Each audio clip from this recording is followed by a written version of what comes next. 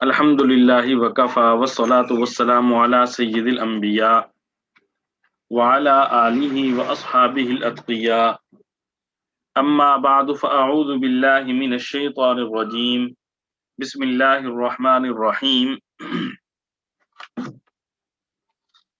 With کثیر من اہل الکتاب لو یردونکم من بعد ایمانکم کفارا حسدا من عند انفسهم من بعد ما تبين لهم الحق فاعفوا واصفحوا حتى يأتي الله بأمره إن الله على كل شيء قدير وأقيموا الصلاة وآتوا الزكاة وما تقدموا لأنفسكم من خير تجدوه عند الله إن الله بما تعملون بصير وقالوا لن يدخل الجنة إلا من كان هودا أو نصارى تلك أمانيهم قل هاتوا برهانكم إن كنتم صادقين بلى من أسلم وجهه لله وهو محسن فله أجره عند ربه ولا خوف عليهم ولا هم يحزنون صدق اللہ العظیم۔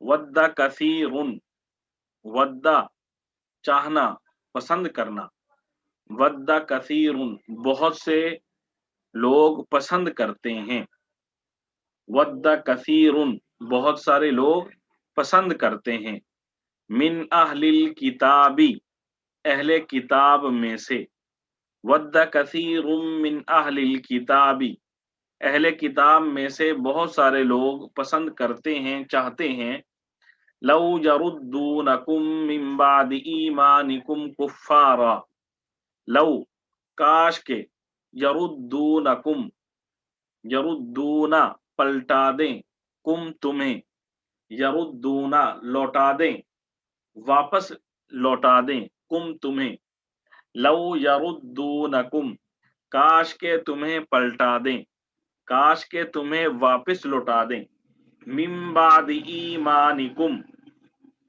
من بعد ایمانکم تمہارے ایمان کے بعد، من بعد ایمانکم تمہارے ایمان کے بعد، کفارن کفر پر،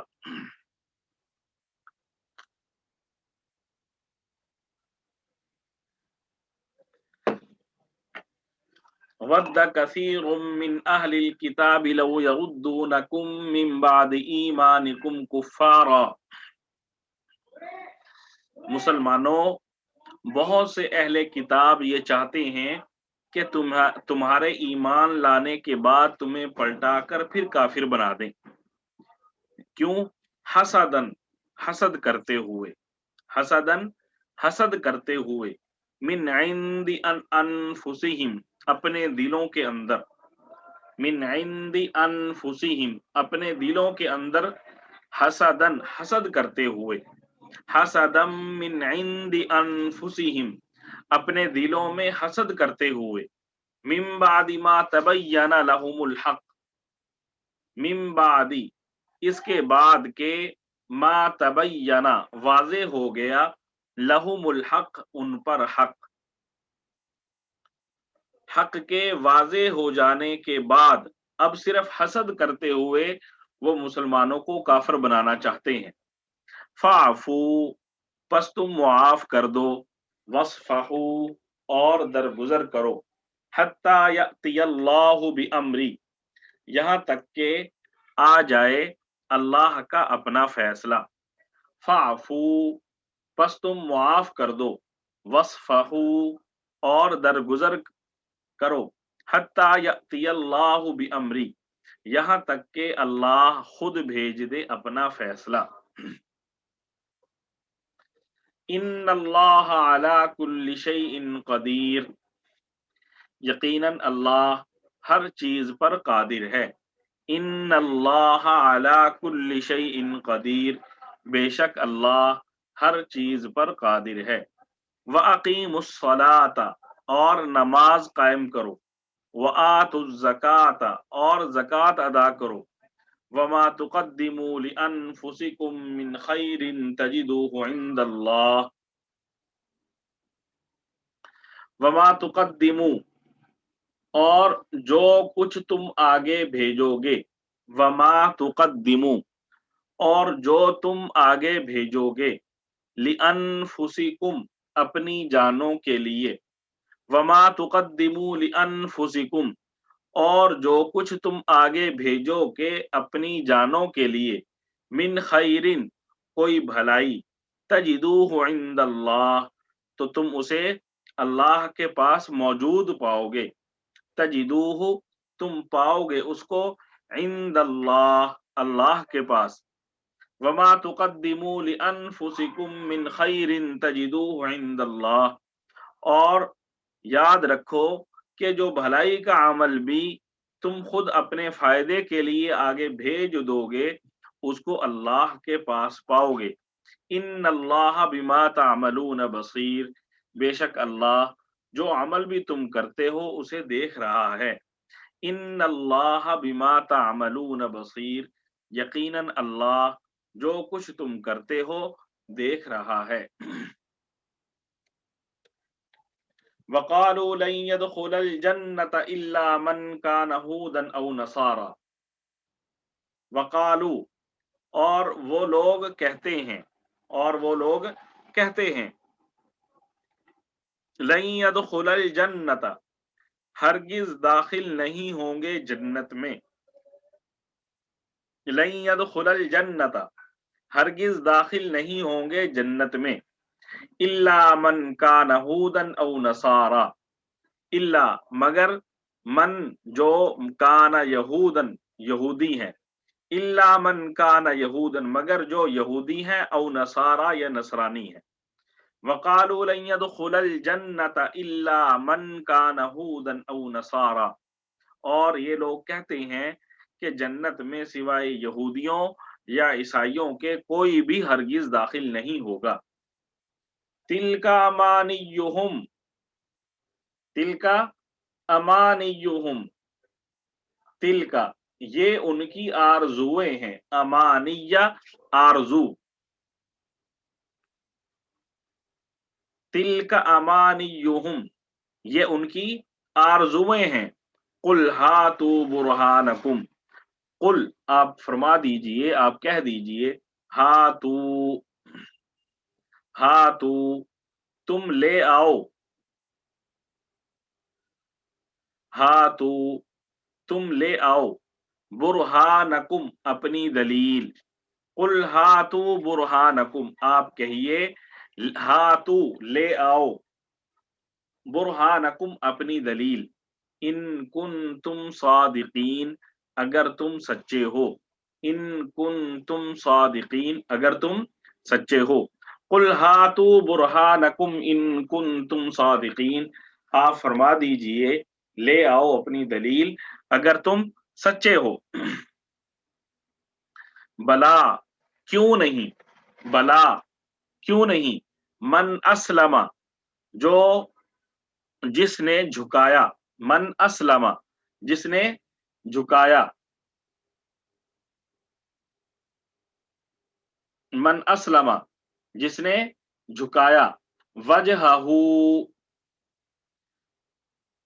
اپنا چہرہ. وجہ کا معنی ہوتا ہے چہرہ، تو اس کا معنی رخ بھی کیا جاتا ہے. بلا من اسلم، بلا من اسلم وجہہ للہ.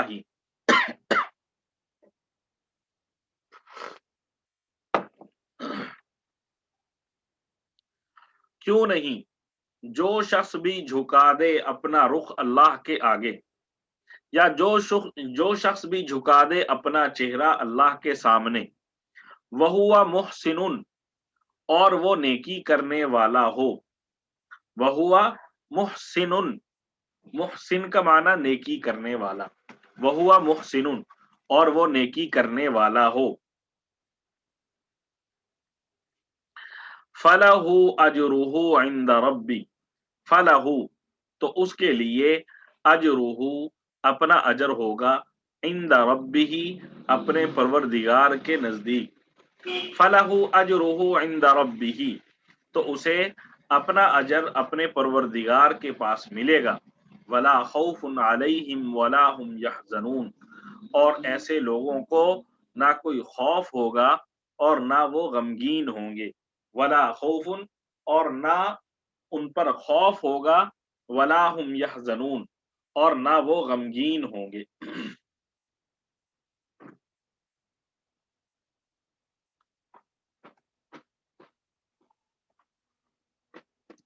ود کثیر من اہل الکتاب لو یردونکم من بعد ایمانکم کفارا، مسلمانوں بہت سے اہل کتاب یہ چاہتے ہیں کہ تمہارے ایمان لانے کے بعد تمہیں پلٹا کر پھر کافر بنا دیں، حسدا من عند انفسہم من بعد ما تبین لہم الحق، حسد کرتے ہوئے اپنے دلوں میں، باوجود کہ حق ان پر واضح ہو چکا ہے، فاعفوا واصفحوا حتی یأتی اللہ بامرہ،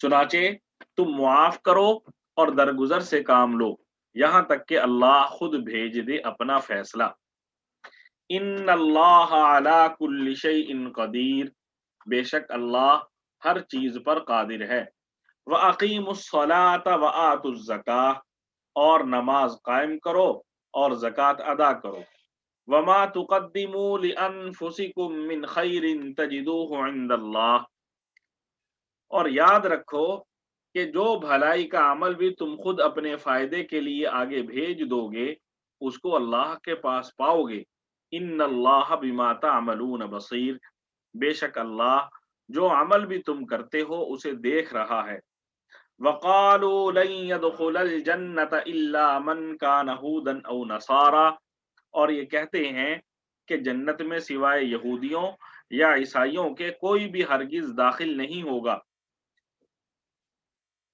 تلک امانیہم یہ محض ان کی آرزویں ہیں، قل ہاتوا برہانکم ان کنتم صادقین، آپ ان سے کہیے کہ اگر تم سچے ہو تو اپنی کوئی دلیل لے کر آؤ، بلا من اسلم وجہہ للہ وہو محسن فلہ اجرہ عند ربی، کیوں نہیں جو شخص بھی جھکا دے اپنا رخ اللہ کے آگے اور وہ نیک عمل کرنے والا ہو اسے اپنا اجر اپنے پروردگار کے پاس ملے گا، ولا خوف علیہم ولا هم یحزنون اور ایسے لوگوں کو نہ کوئی خوف ہوگا اور نہ وہ غمگین ہوں گے۔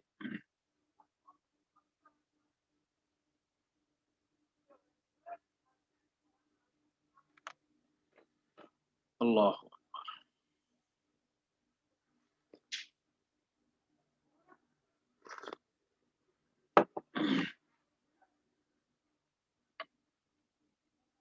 یہاں پہ ان آیات میں حق تعالی شانہ اہل کتاب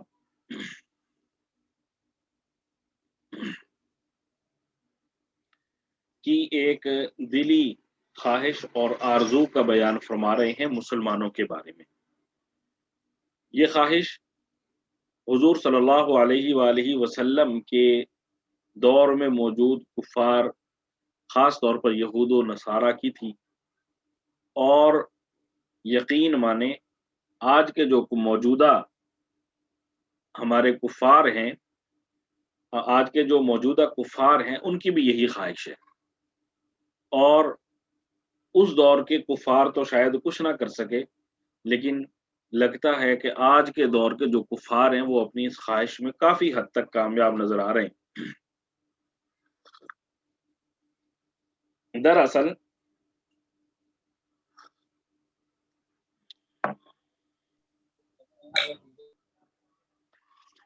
یہاں پہ ایک سمجھنے کی چیز یہ ہے کہ قرآن کہہ رہا ہے ود کثیر من اہل الکتاب، کہ اہل کتاب میں سے بہت سارے لوگ چاہتے ہیں۔ اہل کتاب کسے کہتے ہیں؟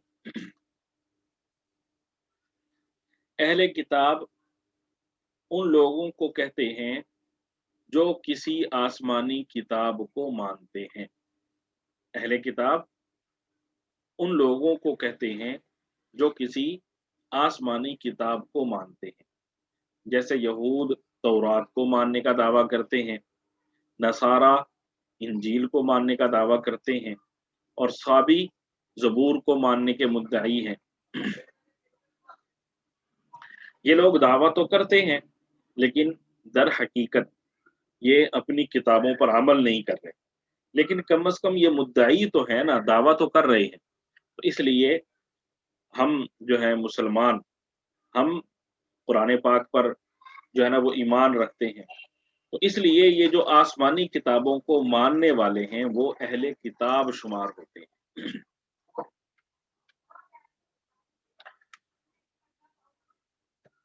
تو ان کی ایک خواہش حق تعالی شانہ نے یہاں پہ بیان کی ہے کہ ان کی خواہش کیا ہے؟ یہ لوگ چاہتے ہیں کہ یہ جو مسلمان ہیں، جن لوگوں نے حضور صلی اللہ علیہ وآلہ وسلم کے دین کو قبول کیا ہے، یہ دوبارہ سے کافر بن جائیں، اپنا دین بدل لیں۔ ان کی یہ خواہش ہے کہ یہ لوگ اپنا دین تبدیل کر لیں، اسلام کو چھوڑ دیں اور کفر پر، جس مذہب میں پہلے تھے اس مذہب پر دوبارہ لوٹ جائیں۔ یہ قرآن کہہ رہا ہے کفار کی یہ خواہش ہے۔ وَدَّ كَثِيرٌ مِّنْ أَهْلِ الْكِتَابِ لَوْ يَرُدُّونَكُمْ، اہل کتاب میں سے بہت سارے لوگوں کی یہ خواہش ہے، لَوْ يَرُدُّونَكُمْ، کاش کہ وہ تمہیں واپس لے جائیں، واپس پلٹا دیں، مِن بَعْدِ ایمانکم، تمہارے ایمان لانے کے بعد، کفارن، کفر کی طرف۔ کیوں؟ اس کی وجہ کیا ہے؟ وہ کیوں چاہتے ہیں کہ تم کافر بن جاؤ، تم اسلام کو چھوڑ دو؟ ان کو کیا ہم سے کوئی خیر خواہی ہے؟ کوئی ہم پر ان کو کوئی بہت زیادہ رحم آتا ہے، یا ہم سے وہ محبت کرتے ہیں؟ اللہ تعالیٰ فرما رہے ایسی کوئی بات نہیں، نہ ان کی آپ سے کوئی دوستی، نہ آپ پر رحم، نہ آپ کی ہمدردی، بلکہ کیا ہے مین وجہ؟ حسدم من عند انفسهم من بعد ما تبین لهم الحق، اپنے دلوں کے حسد کی بنا پر، اپنے دلوں کے حسد کی بنا پر، جبکہ ان پر حق واضح ہو چکا ہے۔ ان کی جو کتابیں تھیں ان میں صاف طور پر حضور صلی اللہ علیہ وسلم کی نشانیاں موجود تھیں، اور وہ لوگ حضور صلی اللہ علیہ وآلہ وسلم کو پہچانتے بھی تھے کہ یہ فلاں نشانی ان میں، یہ نشانی ان میں، یہ نشانی ان میں۔ اس کے باوجود صرف اور صرف اپنے دل کے حسد کی بنا پر وہ حضور صلی اللہ علیہ وآلہ وسلم کو نبی نہیں مانتے تھے۔ حسد کیا تھا؟ حسد یہ تھا کہ یہود کہتے تھے کہ یہودیوں میں سے آخری نبی کیوں نہیں ہوا، صابی کہتے تھے کہ آخری نبی ہم میں سے کیوں نہیں ہوا، اور نصارہ کہتے تھے کہ آخری نبی ہم میں سے کیوں نہیں ہوا۔ یہ حسد تھا۔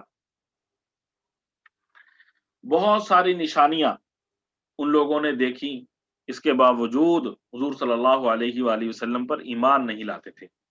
یہود تو یہود، جو مشرکین تھے وہ بھی حضور صلی اللہ علیہ وآلہ وسلم کے سچے ہونے کی بہت ساری نشانیوں سے واقف ہونے کے باوجود ایمان لانے سے کتراتے تھے۔ ابو جہل مشرک تھا، اور یہ مکہ کے جو لوگ تھے یہ اپنے آپ کو ابراہیمی، حضرت ابراہیم علیہ السلام کی طرف منسوب کرتے تھے اور کہتے تھے کہ ہم ابراہیمی ہیں۔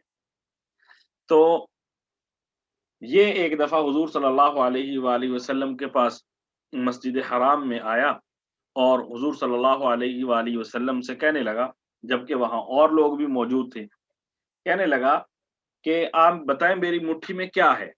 اس کی مٹھی کنکریوں سے بھری ہوئی تھی۔ حضور صلی اللہ علیہ وسلم نے فرمایا، اگر تمہارے ہاتھ میں جو چیز ہے یہ اگر بول دے تو پھر تم کیا مان لو گے؟ تو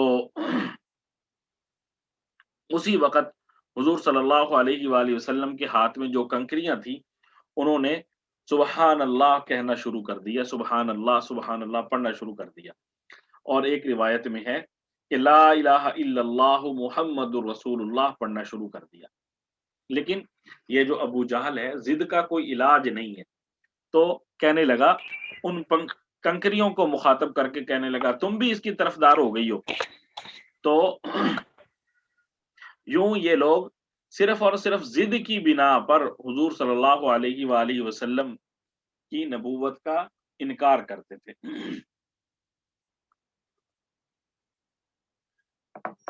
اور انہیں یہ حسد تھا کہ یہ آخری نبی ہم میں کیوں نہیں آیا، دوسرے لوگوں میں کیوں آ گیا۔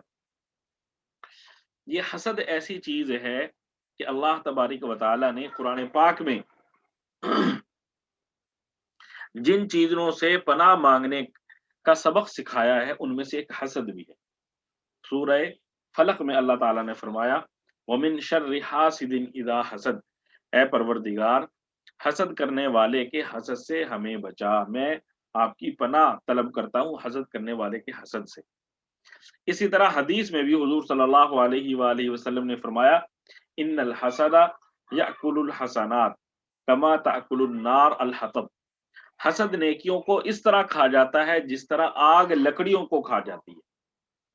جس طرح سوکھی لکڑیاں ہوں تو آگ انہیں ختم کر کے رکھ دیتی ہے، اسی طرح حسد انسان کی نیکیوں کو ختم کر کے رکھ دیتا ہے۔ حسد ہوتا کیا ہے؟ حسد کی دو صورتیں ہیں۔ ایک صورت تو یہ کہ کسی میں کوئی خوبی یا کمال دیکھا تو اب دل میں کڑنا شروع کر دیا، زبان سے کچھ نہیں بول رہا، دل میں کڑ رہا ہے کہ یہ خوبی اور کمال اس کو کیوں مل گیا، مجھے کیوں نہیں ملا۔ مثال کے طور پہ اللہ تعالیٰ نے کسی کو علم عطا فرما دیا، کسی کو اللہ تعالیٰ نے کسی چیز میں مہارت عطا فرما دی، اور کسی کو اللہ تعالیٰ نے کوئی ہنر عطا فرما دیا، تو اب یہ حاسد آدمی کڑتا رہتا ہے کہ یہ کمال، یہ ہنر، یہ فن اس کو کیوں ملا، مجھے کیوں نہیں ملا۔ تو یہ دیکھیں دل کا گناہ ہے، یہ زبان سے بھی اس کا اظہار نہیں ہوتا، ہاتھوں سے بھی اس کا اظہار نہیں ہوتا، دل میں یہ آدمی کڑ رہا ہوتا ہے، تو یہ بہت بڑا گناہ ہے۔ اور حدیث میں آتا ہے کہ جو حسد کرنے والا ہے اس کی نیکیاں اسے مل جاتی ہیں جس سے یہ حسد کر رہا ہوتا ہے۔ تو ایک تو حسد کی یہ صورت ہے کہ دوسرے کے کمال یا خوبی پر جلنا دل ہی دل میں، اور حسد کی دوسری صورت یہ ہے کہ دوسرے کو اللہ تعالیٰ نے جو کوئی خوبی یا نعمت عطا کی ہے اب یہ تمنا کرے کہ اللہ تعالیٰ اس کی اس خوبی کو، اس نعمت کو زائل کر دے، ختم کر دے، مجھے نہیں ملی نہ صحیح لیکن اس کے پاس بھی یہ چیز نہیں رہنی چاہیے۔ تو یہ دونوں چیزیں انتہائی ناپسندیدہ ہیں اور گناہ ہیں، اور ان سے منع کیا گیا ہے۔ برے جو اخلاق و عادات ہیں یہ ان میں سے ہے، اور منع کیا گیا ہے اس چیز سے، اس کی مذمت کی گئی ہے۔ اس کے ساتھ ہی ایک اور چیز سمجھنے کی ہے، کیونکہ حسد کی کے بارے میں آپ کو ابھی وضاحت کی، حسد کہتے ہیں دل میں کڑنا، تو دل میں آنے والی ایک چیز وسوسہ بھی ہے، دل میں آنے والی ایک چیز وسوسہ بھی ہے۔ وسوسہ کسے کہتے ہیں؟ کسی چیز کا خیال آپ کے دل میں خود بخود آ جائے، بغیر ارادے کے،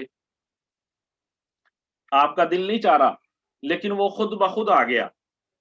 جیسے ہم نماز پڑھتے ہیں تو اب ہم شروع تو ہوئے تھے نماز پڑھنے کے لیے، لیکن نماز کے دوران ہم پہنچ جاتے ہیں امریکہ میں، انڈیا میں، پوری دنیا میں نماز میں نہیں ہوتے، کھڑے ہیں نماز پڑھنے کے لیے لیکن ہمارا دھیان کہیں اور ہے، ہم اپنے بچوں میں، کاروبار میں اور فیملی میں لگے ہوئے ہیں، پڑھ نماز رہے ہیں، تو اس کو کہتے ہیں وسوسہ۔ اب ظاہر ہے کوئی بھی نہیں چاہتا دلی طور پر کہ اس کی نماز خراب ہو، نماز میں اس کا توجہ ادھر ادھر گھومے، لیکن شیطان اس پر ایسا، اس کے ذہن پر ایسی چیز چلا دیتا ہے، اس کا ذہن نماز کے طرف نہیں جاتا، پڑھ نماز رہا ہوتا ہے، وہ کہیں ہوتا موجود حقیقتاً کہیں اور ہے۔ تو اس کا حکم یہ ہے کہ نماز میں اگر اس طرح وسوسہ آ جائے تو فوراً اس کو نکالنے کی کوشش کرنی چاہیے، اور اس کے ساتھ ساتھ یہ بھی مد نظر رہے کہ کوئی انسان ایسا نہیں ہے جسے وسوسہ نہیں آتا، یہ وسوسے سب کو آتے ہیں۔ ہاں، फिर वसवसा खुद ब खुद आए तो उस पर किसी किस्म की कोई पकड़ नहीं है। वसवसा खुद ब खुद आया और हमने उस पर अपना दिल नहीं जमाया, तो उस पर किसी किस्म की कोई गिरफ्त नहीं। अगर वसवसा आया और फिर हमने खुद ब खुद जानबूझ के, जब हमें समझ भी आ गई ये मैं क्या कर रहा हूँ, अब जानबूझ के उसको सोचना शुरू कर दिया, तो अब जो हम जानबूझकर उसको सोचेंगे और उसको आगे चलाएँगे, ये गुनाह होगा, ये मना है। लेकिन ऑटोमैटिक आया और आपने जैसे ही आपको महसूस हुआ कि ये मैं कहाँ चला गया हूँ, फ़ौरन उसको ख़त्म कर दिया और अपनी नमाज़ की तरफ, अपने दीनी अमल की तरफ मुतवज्जे हो गए, तो इस पर कोई गुनाह नहीं है। तो वसवसा खुद ब खुद आ जाए, ये ममनू नहीं है, ये इंसानी फ़ितरत का तकाज़ा है। लेकिन जानबूझ के किसी चीज़ को सोचना और किसी चीज़ की तरफ मुतवज्जे होना और बार-बार ज़हन में वसवसा लाना, ये शरीयत में नापसंदीदा है, बुरी बात है। अब बहरहाल कुफ़ार जो थे, उनकी यहाँ पे ये बीमारी बयान की गई कि वो हसद की बिना पर मुसलमानों को मुसलमान नहीं रहना नहीं देखना चाहते, बल्कि चाहते हैं कि ये मुसलमान दोबारा से काफ़िर बन जाएँ। और गौर की से देखा जाए, तो आज के कुफ़ार जो हैं, जैसे मैंने पहले अर्ज़ किया, अपनी इस कोशिश में काफ़ी हद तक कामयाब हो गए और हम मुसलमानों को गुमराही में, गुनाहों में ऐसे लगा दिया कि माअज़ल्लाह हमें थोड़ा-सा ख़्याल ही नहीं है कि मैं गुनाह में पड़ा हुआ हूँ, मैं गुनाह कर रहा हूँ, हमें ख़्याल ही नहीं आता, सोचते नहीं है कि मैं गुनाह कर रहा हूँ। तो चूँकि जब ये आयत नाज़िल हुई और जिन हालात में हुज़ूर सल्लल्लाहु अलैहि वसल्लम को कुफ़ार की इस दिली ख़्वाहिश की इत्तला दी गई, ये वो अय्याम थे कि उस वक़्त मुसलमानों को मदीना मुनव्वरा में ग़लबा हासिल नहीं था, कमज़ोर थे। तो हक ताला शानहू ने मुसलमानों को साथ इलाज भी बतलाया कि अब मैंने तुम्हें ये बीमारी बतला दी है कि ये चाहते हैं तुम दोबारा काफ़िर बन जाओ। अब ये नहीं कि तुम उनके साथ लड़ना शुरू कर दो, बल्कि फरमाया फ़अफ़ू, तुम मुआफ़ कर दो, वस्फ़हू, और दरगुज़र से काम लो, हत्ता याति अल्लाहु बिअम्री, यहाँ तक कि अल्लाह खुद अपना फ़ैसला भेज दे। फ़अफ़ू का माना है तुम उनको सज़ा ना दो। सज़ा ना देने का क्या मतलब है? मुआफ़ करना। और इस्फ़हू, इसका माना है मलामत ना करना, मलामत ना करना। तो जब मलामत नहीं करेंगे तो क्या होगा? दरगुज़र होगा।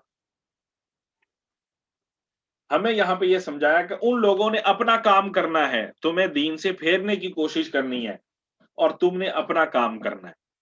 वो अपना काम करेंगे, हमने अपना काम करना है। वो तुम्हें दीन से हटाने की कोशिश करेंगे और तुमने दीन पर इस्तिक़ामत इख्तियार करनी है। और फरमाया तुम उनकी तरफ तवज्जो देने की बजाय जो अहम काम है, अहम दीनी काम है, उनकी तरफ मुतवज्जे हो जाओ। वो क्या है? फरमाया व अकीमुस्सलात व आतुज़ ज़कात, नमाज़ कायम करो और ज़कात अदा करो। वमा तुक़द्दिमू लिअन्फुसिकुम मिन खैरिन तजिदूहु इंदल्लाह, और याद रखो कि भलाई का जो अमल भी तुम खुद अपने फ़ायदे के लिए आगे भेज दोगे, उसको अल्लाह के पास पाओगे। देखें, ये कुरान पाक की ना मशहूर इस्तिलाह है, वमा तुक़द्दिमू लिअन्फुसिकुम, मुख्तलिफ अंदाज में, मुख्तलिफ अल्फाज के साथ अल्लाह ताला ने इसको मुख्तलिफ जगहों पे बयान फरमाया है। इसका हासिल ये है कि ये जो हम नेकियां कर रहे होते हैं, नमाज पढ़ रहे हैं, सदका खैरात कर रहे हैं, रोजा रख रहे हैं, अच्छे अमाल कर रहे हैं, कुरान पाक की तिलावत कर रहे हैं, किसी के साथ हुस्न सुलूक कर रहे हैं, रिश्तेदारों के साथ हुस्न अखलाक से पेश आ रहे हैं, ये सारी चीजें क्या हैं? हम आगे आखिरत का जो हमारा अकाउंट है उन पे उसमें जमा कर रहे हैं।